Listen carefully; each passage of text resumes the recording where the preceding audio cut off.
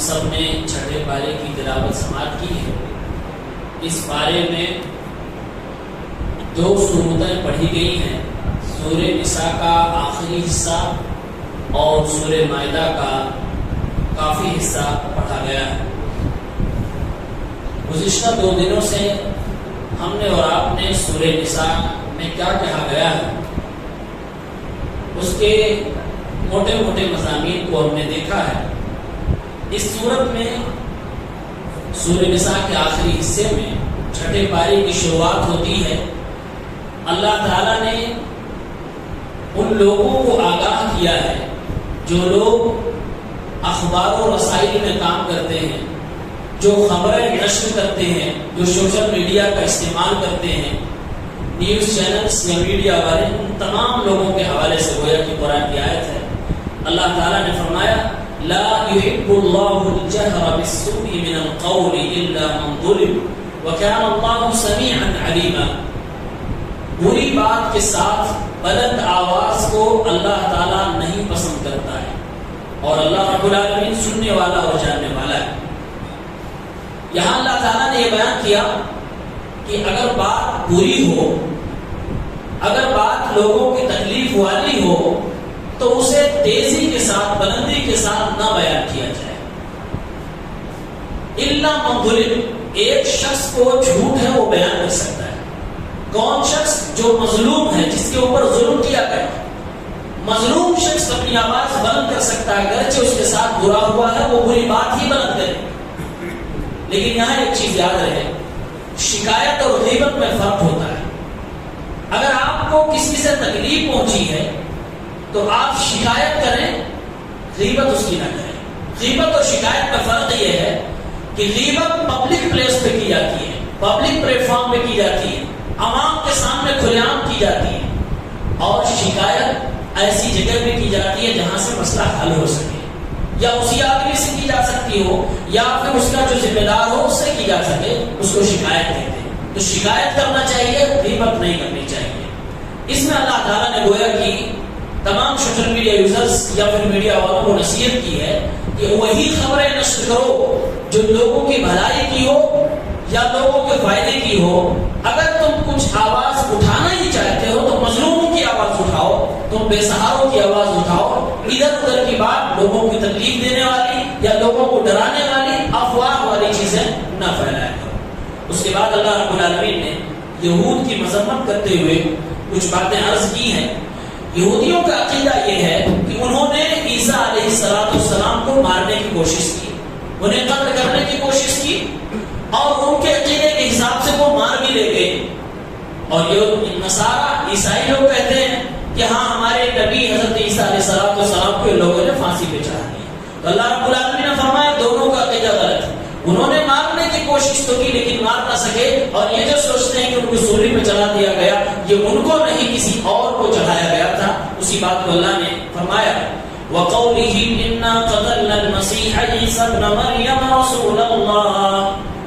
یہود نے جو یہ بات کہی کہ ہم نے عیسیٰ علیہ السلام کو قتل کر دیا، جو کہ مریم کے بیٹے اللہ رب العالمین کے رسول تھے، وما قتلوه وما صلبوه، انہوں نے نہ تو انہیں قتل کیا ہے اور نہ انہیں سولی پر چڑھائے، ولكن شبه لهم، بلکہ ان کی شکل کا کوئی اور تھا جسے ان لوگوں نے مار ڈالا۔ وان الذين اختلفوا فيه لفي شك منه، اور اس معاملے میں جو یہ اختلاف کر بیٹھے ہیں کسی کو بھی علم نہیں ہے، یہ شک کی دنیا میں جی رہے ہیں۔ ما لهم به من علم الا اتباع الظن، ان لوگوں کے پاس کوئی علم نہیں ہے، یہ تو گمان کی پیروی میں لگے ہوئے ہیں۔ وما قتلوه یقینا، یقینا ان لوگوں نے عیسیٰ علیہ السلام کو قتل نہیں کیا، بل رفعه الله الیہ وکان اللہ عزیزا حکیما، اللہ رب العالمین نے اپنے پیغمبر عیسیٰ علیہ السلام کو اپنے پاس زندہ اٹھا لیا، جسم کے ساتھ اٹھا لیا، اور اللہ تعالیٰ ہر چیز پہ قادر ہے، اللہ حکمت رکھنے والا ہے۔ اللہ تعالیٰ نے ان دونوں کے عقیدے کو غلط ٹھہرا دیا۔ یہ سوچتے تھے کہ مار ڈالا، حالانکہ مار نہ سکے، اور یہ مان بیٹھے کہ وہ مر چکے ہیں اور صلیب پہ چڑھ چکے ہیں۔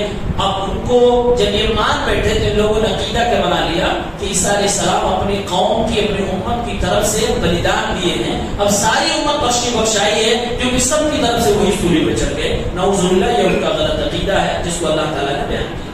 اس کے بعد نصارہ کی مذمت کرتے ہوئے اللہ تعالیٰ نے بیان فرمایا یہ عیسیٰ علیہ السلام کے حوالے سے یہودیوں کی سوچ ہے کہ انہوں نے انہیں مارنے کی کوشش کی، اور عیسائیوں کی سوچ عیسیٰ علیہ السلام کے حوالے سے یہ تھا کہ یہ اللہ کے بیٹے ہیں یا خود یہ اللہ ہے۔ اللہ تعالیٰ نے فرمایا انہوں نے ایک رسول کو، ایک بندے کو، ایک بندی کے بیٹے کو الہ کا درجہ دے دیا، اللہ کا درجہ دے دیا، کہ انہوں نے غلو کیا ہے جو کہ غلط ہے۔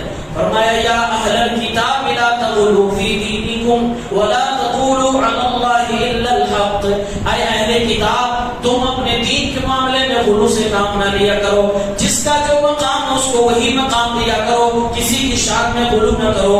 ولا تقولوا علی اللہ الا الحق، اللہ کے بارے میں سوائے سچ بات کے، حق بات کے کوئی اور بات نہ کہا کرو۔ انما المسیح عیسی ابن مریم رسول اللہ وکلمتہ القاها الى مریم وروح منہ، یہ عیسیٰ علیہ السلام جن کو تم اللہ کا بیٹا کہہ رہے ہو، سن آف گاڈ کہہ رہے ہو، یہ عیسیٰ علیہ السلام تو اللہ کے رسول ہے، اللہ نے کن کہا تو بغیر باپ کے پیدا ہو گئے، اللہ رب العالمین کی پیدا کردہ مخلوقات میں سے ایک مخلوق ہے۔ فآمنوا باللہ ورسولہ، تو اللہ پر ایمان لاؤ اور اللہ کے تمام رسولوں پر ایمان لاؤ۔ ولا تقولوا ثلاثہ، اور اے عیسائیوں تم کبھی یہ نہ کہو کہ دنیا میں تین خدا ہیں، ایک اللہ خدا ہے اور عیسیٰ علیہ السلام اور عیسیٰ علیہ السلام کی والدہ مریم علیہ السلام، یہ ان تینوں کو ملا کر کہتے ہیں تب جا کے گاڈ بنا ہے۔ اللہ نے فرمایا انتہوا خیرا لکم، تم اپنے اس برے عقیدے سے باز آ جاؤ، تمہارے لیے اچھا ہوگا۔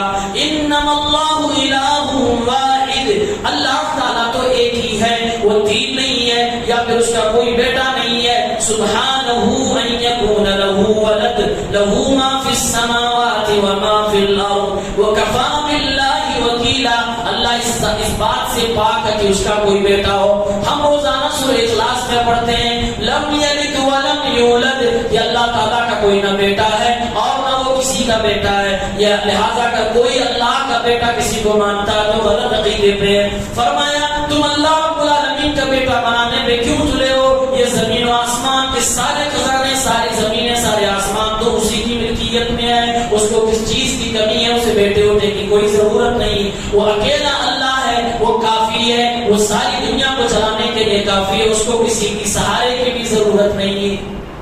یہ عیسائیوں کے جو غلط عقیدے تھے اس کا بھی اللہ تعالیٰ نے کھنڈن کیا، اور آگے سورہ نساء کے آخری آیت میں اللہ تعالیٰ نے ایک فتویٰ دیا ہے۔ اللہ بھی لفظ فتویٰ کا استعمال فرما رہا ہے۔ اللہ تعالیٰ نے کہا اے نبی لوگ آپ سے فتویٰ پوچھتے ہیں میراث کے وراثت کے مسئلے میں، تو ان کو اللہ کی طرف سے فتویٰ دے دیجئے۔ کون سا مسئلہ تھا؟ فرمایا استفتونک قل اللہ یفتیکم فی الکلالہ، اے نبی لوگ آپ سے فتویٰ پوچھتے ہیں کلالہ کے مسئلے میں، تو آپ اللہ کی طرف سے ان کو فتویٰ دے دیجئے۔ کلالہ کہتے ہیں کوئی ایک شخص ہے وہ انتقال کر جائے، اس کے اوپر کوئی نہیں، یعنی اس کا باپ بھی نہیں ہے اور اس کے بیٹے بھی نہیں ہیں، وہ اکیلا انسان انتقال کر گیا۔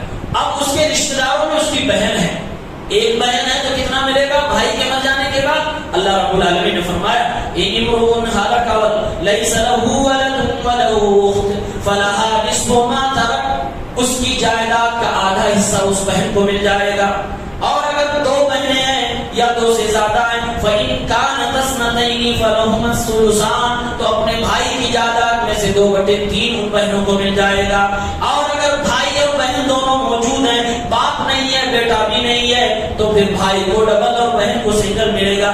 یہ فتویٰ اللہ تعالیٰ نے خود دیا کہ سورہ نساء کی آخری آیت میں ذکر کیا گیا۔ اس کے بعد سورہ مائدہ کی شروعات ہوتی ہے۔ سورہ مائدہ، مائدہ کا مطلب ہوتا ہے دسترخوان، جس کا ہم لوگ کھانا کھاتے ہیں دسترخوان، وہ آگے آئے کے بعد کی سورت کا نام سورہ مائدہ کیوں رکھا گیا؟ اس سورت میں اللہ رب العالمین نے مسلمانوں کو بہت سارے احکام دیے ہیں، بہت ساری باتیں ہمیں اور آپ کو اللہ تعالیٰ نے بتائی ہیں۔ شروعات میں اللہ تعالیٰ نے فرمایا یا ایھا الذین آمنوا اوفوا بالعقود، اے ایمان والو عہد و پیمان کو پورا کرو، وعدوں کو پورا کرو۔ ہمارا اور آپ کا دو طرح کا وعدہ ہوتا ہے، ایک اللہ سے اور ایک اللہ کے بندوں سے. اللہ کے بندوں سے ہمارا وعدہ جو ہے اور آپ جانتے ہیں, ہم کسی سے کوئی عہد و پیمان کریں تو اسے پورا کریں, اگر نہیں کرتے تو مسلمان کی پہچان نہیں, وہ منافق کی پہچان ہوا کرتی ہے. ایک وعدہ جو اکثر و بیشتر لوگ بھول جاتے ہیں وہ اللہ رب العالمین سے وعدہ ہے.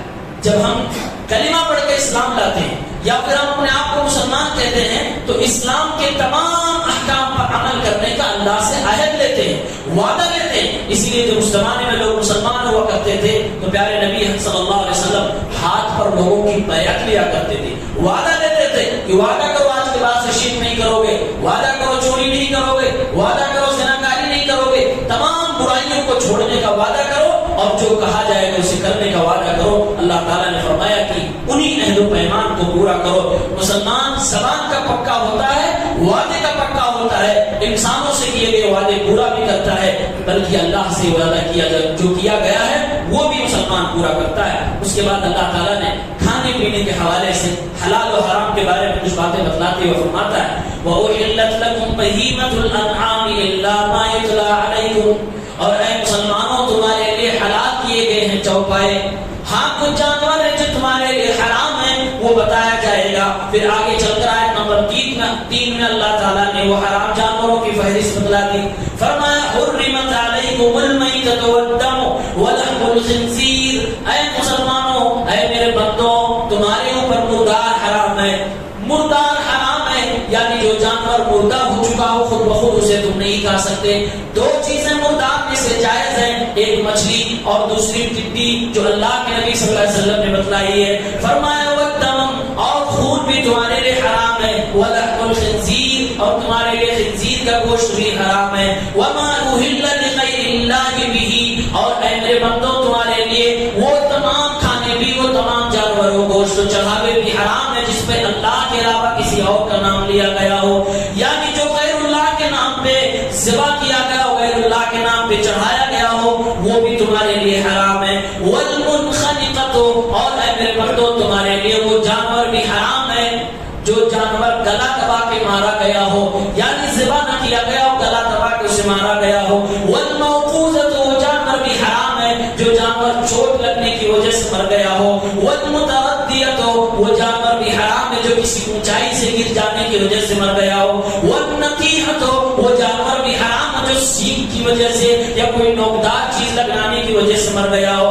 وما اکل السبع الا ما ذکیتم, اور جس کو درندوں نے کھا لیا ہو, کتوں نے شیر نے چیر پھاڑ دیا ہو, وہ بھی تمہارے لیے حلال نہیں ہے. ہاں اگر اس میں جان باقی رہ گئی ہے تم اپنے چھری سے اسے ذبح کر کے اسے حلال کر سکتے ہو. وما ذبح علی النصب, اور اے مسلمانوں تمہارے لیے وہ تمام چڑھاوے بھی حرام ہے جو کسی آستانے پہ چڑھائے جائیں. مشرکین کرتے کیا تھے, اپنے معبود جو بت ہوا کرتے تھے اس کے سامنے ایک پتھر لگا دیتے تھے جس کو آستانہ کہا جاتا تھا. پھر اس کے بعد لے جا کر اپنا جانور, نظر والے جانور, منت والے جانور اس بت کے سامنے اسی پتھر پر ذبح کرتے تھے. اللہ تعالیٰ نے اسی کی بات کہی, کہا وما ذبح علی النصب, جو آستانوں پہ ذبح کیا جاتا ہے وہ سب کا سب حرام ہے, چاہے وہ گوشت ہو یا کوئی مٹھائی ہو یا کوئی چادر ہو یا کوئی کھانے پینے کی چیز ہو, کوئی پھل ہو, کچھ بھی ہو, وہ آستانے پہ جو بھی غیر اللہ کے نام پہ کیا گیا ہے سب کا سب حرام ہے. وَأَن تَسْتَقْسِمُوا بِالْأَزْلَامِ ذَلِكُمْ فِسْقٌ, اور جو تم آپس میں یہ بدشگونی والا معاملہ کرتے ہو وہ بھی تمہارے لیے حرام ہے. ذَلِكُمْ فِسْقٌ, یہ سب کی سب چیزیں غلط ہیں, یہ سب کی سب چیزیں فسق و فجور میں آتی ہیں. اللہ تعالیٰ اس کو قبول نہیں کرے گا, ان چیزوں سے بچا جائے. پھر اس کے بعد اللہ تعالیٰ نے فرمایا اسلام کی کچھ نشانیاں ہیں جو ہر انسان کی نشانی ہوتی ہے, ہر ملک کا جھنڈا ہوتا ہے, ہر کمپنی کا اپنا لوگو ہوتا ہے. ایسے اسلام کے کچھ لوگو ٹائپ چیزیں ہیں, کچھ اس کی نشانیاں ہیں. ان نشانیوں کی عزت کیا کرو, اس کا احترام کیا کرو. ان میں سے مسجد ہے, اور حج کرنے کے لیے ہم جاتے ہیں وہاں پر بہت ساری جگہیں ہیں, ان تمام چیزوں کا احترام کیا کرو. فرمایا اللہ نے یا ایھا الذین آمنوا لا تحلوا شعائر اللہ, اے ایمان والو اللہ تعالیٰ کے جو شعائر ہیں, جو اسلام کے مشاعر ہیں, ان کو تم اپنے لیے حلال نہ کیا کرو, یعنی کہ اس کی عزت کیا کرو, اس کی بے عزتی نہ کیا کرو. پھر آگے اللہ رب العالمین نے نماز کے حوالے سے بیان فرمایا یا ایھا الذین آمنوا اذا قمتم الى الصلاة فاغسلوا وجوهکم وایدیکم الى المرافق وامسحوا برؤوسکم وأيديكم وأرجلكم إلى الكعبين. اے مسلمانوں جب نماز کا تم ارادہ کرو تو تم اپنے ہاتھ دھل لیا کرو اور اپنے پیر دھل لیا کرو, اپنے سر کا مسح کر لیا کرو. یعنی کہ اللہ تعالیٰ نے فرمایا اے میرے بندو وضو کر لیا کرو, وضو کر کے نماز پڑھا کرو, وضو کرنے کے بعد نماز کی ادائیگی کرو, کیونکہ اللہ کے نبی فرماتے ہیں بغیر طہارت کے کسی کی نماز قبول نہیں کی جاتی ہے. تو نماز کا اور وضو کا بھی بیان اللہ تعالیٰ نے کیا, اور اس کے بعد اللہ تعالیٰ نے فرمایا اے ایمان والو عدل اور انصاف کے ساتھ رہا کرو, سچی گواہی دیا کرو, اور کبھی کسی سے کتنی بھی دشمنی ہو جائے, کسی لیول پر دشمنی ہو جائے, لیکن نا انصافی اپنے دشمن کے ساتھ بھی تم نہیں کر سکتے ہو. فرمایا وَلَا يَجْرِمَنَّكُمْ شَنَآنُ قَوْمٍ عَلَىٰ أَلَّا تَعْدِلُوا اعْدِلُوا هُوَ أَقْرَبُ لِلتَّقْوَىٰ وَاتَّقُوا اللَّهَ إِنَّ اللَّهَ خَبِيرٌ بِمَا تَعْمَلُونَ. اللہ فرما رہا ہے اے مسلمانوں تمہیں کسی قوم کی دشمنی یہاں تک نہ لے کے چلی جائے کہ تم بے ایمانی کرنے پر, نا انصافی کرنے پہ آمادہ ہو جاؤ. اپنے دشمن کے ساتھ بھی تم انصاف کرو. سامنے دشمن ہو اگر اس کے بارے میں بھی گواہی دینی ہو تو جو سچ بات ہے وہی کہا کرو. ایسا نہیں کہ دشمن ہے تو جھوٹ بول کے اس کو تم جھوٹے کیس میں پھنسا دو. فرمایا تم انصاف سے کام لیا کرو, انصاف ہی تقوی کے قریب بات ہے, اور اللہ تعالیٰ سب کچھ جان رہا جو تم کر رہے ہو. یہ اسلام ہے. اسلام کہتا ہے دشمنوں کے ساتھ بھی انصاف ہونا چاہیے, اپنے تو اپنے ہوتے ہیں. آگے اللہ رب العالمین نے فرمایا اے ایمان والو جو اللہ نے تم پر احسان کیے ہیں ان احسانات کو کبھی بھولنا نہیں. اس آیت میں نے جمع کیا ہے تقریباً جو چھٹے پارے میں سورہ مائدہ کی آیتیں ہیں, 9 مرتبہ اللہ تعالیٰ نے یا ایھا الذین آمنو کہا ہے, یعنی خاص طور سے مسلمانوں کو مخاطب کیا ہے. مسلمانوں سنو, یہاں کام لگاؤ, یہ تمہارے کام کی بات ہے, تمہیں کچھ بتایا جائے گا, کسی چیز کے منع کیا جائے گا. فرمایا اللہ تعالیٰ نے یا ایھا الذین آمنوا اذکروا نعمت اللہ علیکم اذ ہم قوم ان یبسطوا الیکم ایدیہم فکف ایدیہم عنکم. ایمان والو یاد کرو اس نعمت کو کہ جب کچھ لوگوں نے تمہارے خلاف سازشیں چلنی شروع کر دی, تمہیں مارنے کے لیے پلاننگ کرنے لگے, تو اللہ تعالیٰ نے ان کے بازوؤں کو پکڑ کر انہیں روک دیا اور تمہاری حفاظت کر لی. اس کی تفسیر میں دیکھیں گے تو کئی واقعات آتے ہیں. ایک واقعہ یہ آتا ہے کہ اللہ کے نبی کسی سفر میں تھے, آپ کو نیند لگ گئی, کسی دشمن نے آپ کی تلوار لے کر آپ کو مارنا چاہا, اللہ تعالیٰ نے وہاں اپنے نبی کو بچایا. اسی طرح سے اللہ کے نبی ایک بار اپنے حلیف کے یہاں یہودیوں کے یہاں کسی کام سے گئے, یہودیوں نے اللہ کے نبی کو باہر بٹھا دیا, آپ دیوار کے پاس ٹیک لگا کر بیٹھے ہیں, اور یہودی کہہ کر چلا گیا کہ ابھی تھوڑی دیر بعد ہم باہر نکل کے آتے ہیں. اندر جانے کے بعد وہ لوگ پلاننگ کرنے لگے کون ہے جو چھت کے اوپر سے جائے اور بڑا سا پتھر محمد کے اوپر گرا دے, آج اس کا کام تمام ہو جائے. اللہ تعالیٰ نے آسمانوں سے جبرائیل کو بھیج کر اللہ کے نبی کو خبر دے دی. میرے نبی وہاں سے اٹھ کے چلے گئے, لوگوں نے آپ کو گوشت میں زہر ملا کر کھلانے کی کوشش کی, مارنے کی کوشش کی, وہاں بھی اللہ تعالیٰ نے آپ کی حفاظت کی. اللہ نے فرمایا اے لوگوں تمہارے رسول کی حفاظت میں نے کی ہے اور تمہاری بھی حفاظت کیا کرتا ہوں, تم اس نعمت کو کبھی نہ بھولنا اور اللہ سے ڈرتے رہنا, اللہ پر بھروسہ کرنا. وعلی اللہ فلیتوکل المؤمنون, مومن تو اللہ کی ذات پر ہی بھروسہ کیا کرتے ہیں. پھر اس کے بعد اللہ تعالیٰ نے ہمیں اور آپ کو جنت چاہیے تو اس کے لیے فرمایا کہ نیکیاں زیادہ سے زیادہ کرو, اور حقیقت میں جنت میں جانے کا جو بہترین وسیلہ ہے وہ ہماری اور آپ کی نیکیاں ہیں. اللہ تعالیٰ نے اسی بات کو فرمایا یا ایھا الذین آمنوا اتقوا اللہ وابتغوا الیہ الوسیلہ. ایمان والو اللہ سے ڈرو اور اللہ رب العالمین کے لیے وسیلہ تلاش کرو. مفسرین نے امام شوکانی رحمہ اللہ نے لکھا ہے یعنی کہ زیادہ سے زیادہ نیکیاں کرو. ایک نیکی کی مثال اللہ نے آگے دے دی وجاہدوا فی سبیلہ لعلکم تفلحون. اللہ کے راستے میں جہاد کرو, اسلام کے جھنڈے کو بلند کرنے کے لیے کوشش کرو, اسلام کا نام روشن کرنے کے لیے جو تم سے بن پائے. علم کے میدان میں قرآن کی آیتوں کو, قرآن کو دونوں کو دنیا میں پہنچا کر لوگوں تک اس کی تبلیغ کر کے جو تم کر سکتے ہو اسلام کو سربلند کرو. اللہ تعالیٰ اس کے ذریعے سے تمہیں کامیاب کرے گا. اللہ کے ناموں کا وسیلہ لے کر تم اللہ سے دعا مانگو, اپنے نیک اعمال کا وسیلہ لے کر اللہ سے دعا مانگ سکتے ہو, اور سب سے بہترین وسیلہ یہ کہ زیادہ سے زیادہ نیکیاں تم خود کیا کرو. پھر اس کے بعد اللہ رب العالمین نے ہمیں اور آپ کو نصیحت کرتے ہوئے فرمایا, پس منظر اس کا یہ ہے کہ جب غزوہ بدر ہو گئی تو مدینے میں کچھ یہودی قبیلے رہا کرتے تھے. انہی قبیلوں میں سے قبیلہ تھا بنو قینقاع جسے کہا جاتا تھا. تو اس زمانے کے لوگ اپنے علاوہ کے دوسری قوموں سے, دوسرے قبیلوں سے دوستی رکھتے تھے کہ جب ہمارے اوپر مصیبت آئے گی تم مدد کرنا, تمہارے اوپر مصیبت آئے گی تو ہم مدد کریں گے. اسی طرح سے کچھ مسلمانوں کے حلیف تھے بھی قبائل میں بھی تھی, بنو قینقاع اسی میں سے تھا. تو عبادہ ابن صامت رضی اللہ تعالیٰ عنہ صحابی ہے, ان کے بھی دوست تھے یہودی لوگ. اور عبداللہ ابن ابی جو رئیس المنافقین تھا, اسلام کے بعد اوڑ چکا تھا, کہا جاتا تھا مسلمان ہے, لیکن وہ بھی یہودیوں سے دوستی رکھتا تھا. جب غزوہ بدر ہو گئی, یہودیوں نے شہادت کرنا شروع کر دیا, مسلمانوں کی عورتوں اور مسلمانوں کے بچوں کے خلاف سازشیں کرنے لگے, تو عبداللہ ابن ابی نے ان کی دوستی کو بچا کے رکھا. ان سے دوستی نہیں توڑی, بلکہ ہر موقع پر ان کو بچانے کے لیے اللہ کے نبی سے سفارش کرنے لگا. اور عبادہ ابن صامت جو صحابی تھے, انہوں نے ان سے دوستی توڑ لی اور اپنے آپ کو الگ کر لیا. اللہ تعالیٰ نے اسی پس منظر میں فرمایا, یا ایھا الذین آمنوا لا تتخذوا اليہود والنصارى اولیاء بعضهم اولیاء بعض. اے ایمان والو, یہود کو نصارہ کو تم کبھی بھی اپنا دوست نہ بنانا, یہ تو آپس میں دشمن, آپس میں ایک دوسرے کے دشمن ہیں, لیکن جب تمہارے خلاف ہوتے ہیں تو دونوں دوست بن جاتے ہیں. آج دنیا کے جتنے بھی اسلام کے دشمن ہیں آپس میں لڑتے رہیں گے, لیکن جہاں اسلام کے مقابلے میں آئیں گے سب بھائی بھائی بن جاتے ہیں. فرمایا اللہ رب العالمین نے, اے مسلمانوں تم ایسا نہ کرنا.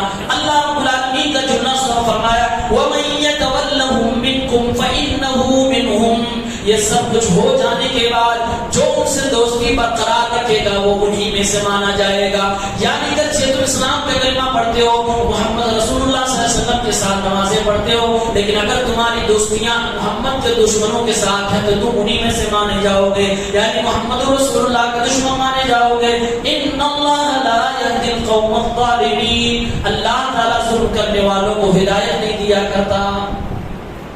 اس کے بعد اللہ رب العالمین نے ایک پیشین گوئی فرمائی اور مسلمانوں کو مخاطب کیا اور کہا, ایمان والو, تم یہ اگر سمجھتے ہو کہ ہم ایمان لائے تو اسلام چل رہا, تم اگر پلٹ بھی جاؤ, اسلام چھوڑ بھی جاؤ, مرتد بھی ہو جاؤ, تمہیں بدل کے میں دوسری قوم کو لاؤں گا, لیکن اسلام زندہ رہے گا, ہمیشہ رہے گا. اللہ رب العالمین نے ارشاد فرمایا, یا ایھا الذین آمنوا من یرتد منکم عن دینہ فسوف یأتی اللہ بقوم یحبهم ویحبونہ. ایمان والو, تم میں سے جو لوگ دین اسلام کو چھوڑ کر مرتد ہو جائیں گے تو یاد رکھو اللہ تعالیٰ کسی دوسری قوم کو جنم دے گا, پیدا کرے گا. اس قوم کے اندر 4 خوبیوں کا تذکرہ اللہ نے فرمایا, اس کے اندر 4 خوبیاں پائی جائیں گی. ایک خوبی ہے یحبهم ویحبونہ, وہ خود اللہ رب العالمین کے محبوب قوم ہوگی, اللہ ان سے محبت کرے گا, وہ لوگ اللہ سے محبت کریں گے. اذلۃ علی المؤمنین, وہ قوم مومن ہوگی اور مومنوں کے لیے نرم ہوگی. اعزۃ علی الکافرین, غیروں کے لیے وہ لوگ سخت ہوں گے. یجاہدون فی سبیل اللہ, اللہ کے راستے میں محنت کرنے والے, کوشش کرنے والے, جہاد کرنے والے ہوں گے. ولا یخافون لومۃ لائم, اور ان کی ایک بڑی خوبی یہ ہوگی کہ اللہ کے معاملے میں, دین کے معاملے میں کسی ملامت کرنے والے کی ملامت کی ان کو کوئی خوف نہیں ہوگی. جو بات سچ ہے تو سچ ہے, باپ خلاف جائے جانے دو, ماں خلاف جائے جانے دو, ہر کوئی خلاف ہو جائے, لیکن بات جو سچ ہے وہ سچ رہے گی, وہ ہمیشہ اسی پہ ڈٹے رہیں گے. فرمایا اللہ رب العالمین نے, ذالک فضل اللہ یؤتیہ من یشاء, یہ اللہ کا فضل ہے, اللہ تعالیٰ جسے چاہتا اسے عطا فرماتا ہے. یعنی اگر آپ کے دل میں یہ جذبہ پیدا ہو جائے کہ جو حق ہے میں اسی کو مانوں گا, دنیا چاہے اس کو صحیح مانتی ہو, اگر یہ جذبہ پیدا ہو جائے تو اللہ کا خاص فضل آپ کے اوپر ہے. ورنہ آپ دیکھ لیجئے, دنیا جس گناہ کو نیکی ماننے لگی ہو, دنیا جس گناہ کو گناہ ہی نہ سمجھتی ہو, ایسی سماج میں اس گناہ کے خلاف آواز اٹھانا اپنے جان کو ہتھیلی پر لینے کے برابر ہوتا ہے. اس لیے اللہ نے فرمایا, اگر ایسے ماحول میں تمہیں حق بولنے کی ہمت ہو رہی ہے اور برے کو برا کہنے کی ہمت ہو رہی ہے تو سمجھ لو اللہ کا خاص فضل تم پر ہے. واللہ واسع علیم, اللہ بڑا وسیع ہے, بڑا علم والا ہے. اس کے بعد اللہ تعالیٰ نے ایک اور بات اہم بتلائی ہے کہ اے مسلمانوں, تم ان کو اپنا دوست نہ بنایا کرو جو تمہارا اور تمہارے دین کا مذاق اڑاتے ہیں. آج ہم اور آپ دوستیاں برقرار رکھتے ہیں, بلکہ کہہ جاتے ہیں کہ ہٹاؤ یہ سب. سامنے والا آپ کے دین کا مذاق اڑا رہا ہے اور آپ وہاں کہہ رہے ہو ہٹاؤ، بجائے اس کے کہ جواب دیتے، بجائے اس کی کہ اس کو ڈانٹتے، بجائے اس کی کہ اس کے سامنے آپ کوئی اچھی بات پیش کر کے اسلام کی تبلیغ ہی کر دیتے، آپ کہہ رہے ہیں ہٹاؤ، اپنے دنیا کی بات میں لگ جا رہے ہیں. اللہ تعالیٰ نے فرمایا یا ایھا الذین آمنوا لا تتخذوا الذین اتخذوا دینکم ہزوا ولعبا. ایمان والو ان لوگوں کو اپنا دوست نہ بنایا کرو جو تمہارے دین کو مذاق بنا دیتے ہیں، جو تمہارے دین کو کھلواڑ بنا دیتے ہیں. من الذین اوتوا الکتاب من قبلکم الکفار اولیاء. اب وہ لوگ چاہے اہل کتاب میں سے ہوں یا مشرکین میں سے ہوں، کفار میں سے ہوں، انہیں اپنا دوست کبھی نہ بنانا جو تمہارے دین کا مذاق اڑا رہے ہیں. اگلی آیت میں فرمایا وَإِذَا نَادَيْتُمْ إِلَى الصَّلَاةِ اتَّخَذُوهَا هُزُوًا وَلَعِبًا. جب تم ان لوگوں کو نماز کے لیے بلاتے ہو، اب وہ چاہے منافقین ہو یا دنیا کا کوئی بھی انسان ہو، تو وہ تمہاری نماز کا مذاق بناتے ہیں، وہ تمہاری عبادات کا مذاق بناتے ہیں. ذَلِكَ بِأَنَّهُمْ قَوْمٌ لَا يَعْقِلُونَ. یہ ایسی قوم ہے جنہیں پتہ ہی نہیں، ان کے پاس دماغ ہی نہیں، عقل ہی نہیں. اس کے بعد اللہ رب العالمین یہ 9 باتیں تھیں جو یا ایھا الذین آمنوا کے ساتھ چھٹے پارے کے اندر سورہ مائدہ میں ذکر ہوئی تھی. اس کے بعد حابیل اور قابیل کا واقعہ اللہ نے ذکر کیا ہے. آدم علیہ السلام کے 2 بیٹے تھے، دونوں بیٹوں میں لڑائی ہو گئی، قابیل نے حابیل کو قتل کر دیا. اس قتل کے گناہ کو ذکر کرنے کے بعد اللہ تعالیٰ نے احترام انسانیت اور ایک انسان کے خون کی کتنی اہمیت ہے وہ بات بیان کرتے ہوئے فرمایا من قتل نفسا بغیر نفس او فساد فی الارض فکأنما قتل الناس جميعا. اسلام کہتا ہے کسی انسان کو قتل کرنا کتنا بڑا گناہ، کہا اگر کسی نے ناحق کسی انسان کو قتل کر دیا تو سمجھو پوری دنیا کے انسانوں کو قتل کر دیا. ومن احیاها فکأنما احیا الناس جميعا. اور جس نے کسی انسان کی جان بچا لی تو اس نے سمجھو پوری دنیا کی جان بچا لی. تو یہ ہے اسلام میں انسان کی جان کی اہمیت. اس لیے بلا وجہ کسی کی جان کو نہیں لیا جا سکتا، بلکہ کسی بھی صورت میں آپ نہیں لے سکتے، کسی کو مار نہیں سکتے ہیں. اللہ رب العالمین نے سخت سزائیں رکھی ہیں. بلکہ یاد رکھیں شرک کے بعد سب سے بڑا گناہ اکبر الکبائر میں سے قتل کرنا ہے. یہ بڑا عظیم گناہ ہے، اس لیے اس سے جلد از جلد توبہ کرنا چاہیے. اس کے بعد اللہ تعالیٰ نے ایک سزا بیان کی ہے ان لوگوں کی جو لوگوں کو لوٹتے ہیں.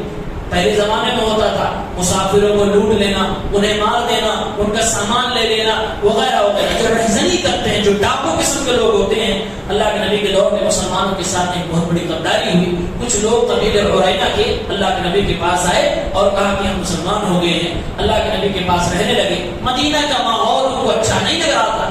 آپ صلی اللہ علیہ وسلم نے فرمایا ہمارے کچھ آدمی جاؤ تھوڑی دور پر اونٹ چرا رہے ہیں، تم ان لوگوں کے ساتھ رہو، اونٹ کا گوشت کھانا، اونٹ کے دودھ پینا، اونٹ کا پیشاب پینا، تم وہاں ٹھیک ہو جاؤ گے، تمہاری بیماری ختم ہو جائے گی. وہ لوگ گئے، کھائے پیے، اونٹ کا دودھ استعمال کیے. جب تندرست ہو گئے تو اللہ کے نبی کے ساتھیوں کو جو اونٹ چرانے والے تھے سب کو مار ڈالا. سب کو مار کر ان کو بہت انتہائی دردناک سزا دی اور وہ لوگ وہاں سے بھاگنے لگے. اللہ کے نبی صلی اللہ علیہ وسلم کو جب خبر پہنچی آپ نے اپنے آدمی بھیج کر ان سب کو پکڑوایا اور اس کے بعد قرآن کی آیت نازل ہوئی. اللہ کے نبی نے اسی آیت کے مطابق ان کو سزا دی.